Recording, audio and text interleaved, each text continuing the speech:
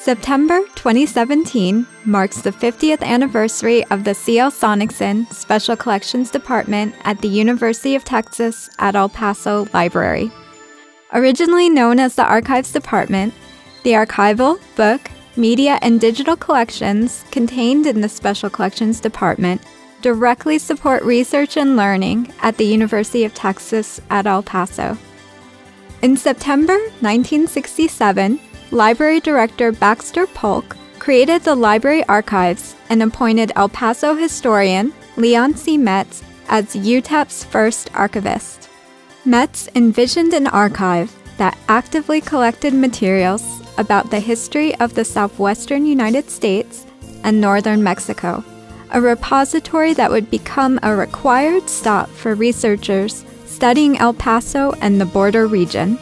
This is material that is only held in special collections. So if you come up to special collections to write a paper or to do research, you're actually researching original materials, original documents. I had one gentleman who was looking at the history of the Big Bend area, and when he found some deed records in our El Paso County records, it filled in a missing piece for him, and he told me, he came to my office and he said, "I'm so happy, I'm going to do a chicken dance right here in the door." And he started waving his elbows around and jumping up and down. And it was great. And what he found did appear in a book that came out a year or two later. Since 1984, Special Collections has been located on the 6th floor of the UTEP Library on Wiggins Way. Officially named the C.L. Sonnichsen Special Collections Department after the longtime UTEP English professor and historian, on September 18, 1993, the department currently contains over 800 archival collections, approximately 1,500 oral histories, multiple rare book collections, and important document collections on microfilm.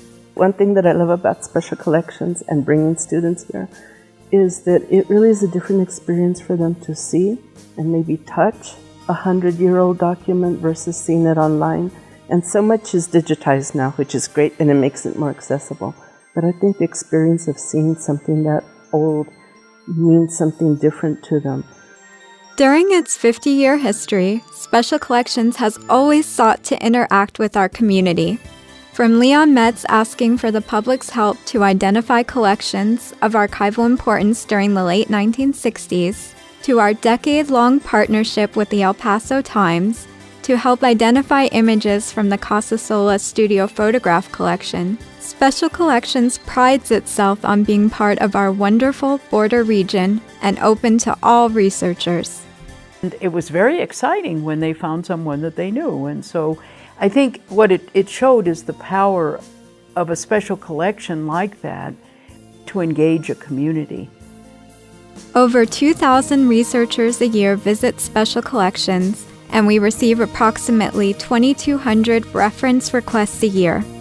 The Special Collections Department will continue to support the university's mission of education, research, scholarship, and community service. This is a role that I think universities must play to provide public service to a community like this. It's important that we know our history, and that we know what happened here, and that generations from now someone can still find materials that will help tell that story and do new research.